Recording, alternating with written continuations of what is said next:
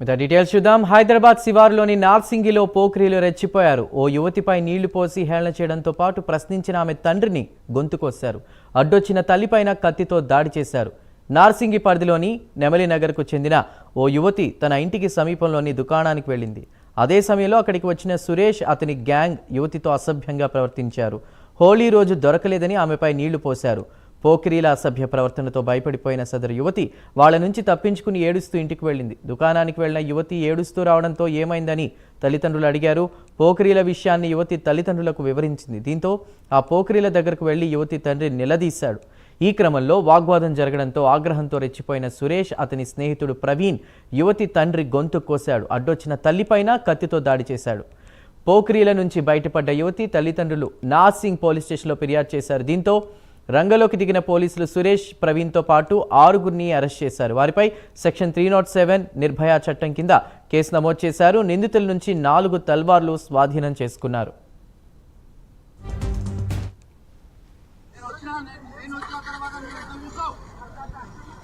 Right, ఇక ఈ ఉదంతంపై మరింత సమాచారాన్ని మా ప్రతినిధి కుమార్ అందిస్తారు. కుమార్. Thank you Chandu. నార్సింగ్ లోని ఒక పోక్రీ ముఠా అయితే రెచ్చిపోయింది. ఒక విద్యార్థిని పట్ల అసభ్యంగా ప్రవర్తించిన ముఠాను అయితే పోలీసులు అయితే అరెస్ట్ చేశారు. మొత్తానికి ఒక విద్యార్థిని కిరాణా కొట్టుకు వెళ్లే టైంలోని ఆమె చేయి పట్టుకొని ఒంటిపై నీళ్లు పోయడంతో ఆమె ఏడ్చుకుంటూ తన ఇంటికి అయితే వెళ్లడం జరిగింది.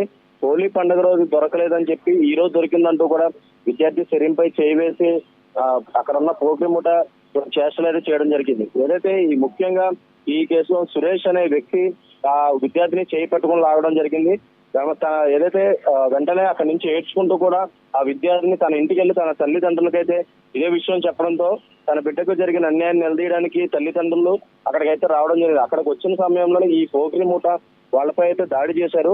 అలాగే వాళ్ళ దగ్గర ఉన్న తల్వార్తోని తండ్రి గొంతు అయితే ప్రవీణ్ అనే వ్యక్తి అయితే కోసాడు. అలాగే అడ్డు వచ్చిన భార్యపై కూడా తల్వార్తో దాడి చేశారు. మొత్తానికి ఆ బాధితురాలి కుటుంబ సభ్యులను కూడా ఈ పోకిరి గ్యాంగ్ చితకబారడంతో వెంటనే పోలీసులు అయితే సమాచారం ఇవ్వడంతో ఘటనా స్థలంగా అయితే పోలీసులు అయితే చేరుకున్నారు. మొత్తానికి వీళ్ళపై కేసు అయితే నమోదు చేశారు. ఇందులో ముఖ్యంగా ప్రవీణ్, సురేష్ తో పాటు 6 మందిని అయితే అరెస్ట్ చేశారు. వీళ్ళ మీద 30 సెక్షన్ కింద అలాగే నిర్భయ చట్టం కింద అయితే కేసు అయితే నమోదు చేయడం జరిగింది. మొత్తానికి నిందితుల నుండి కూడా 4 తలవార్లు కూడా స్వాధీనం చేస్తున్నారు. మొత్తానికి ఈ పోగ్రీలను అయితే పోలీసులు ప్రస్తుతం అరెస్ట్ చేశారు. వీళ్ళపై 307 నిర్భయ చట్టం కింద అయితే కేసు అయితే నమోదు చేసి పూర్తిగా దర్యాప్తు చేస్తామన్నారు. Right Kumar, thank you.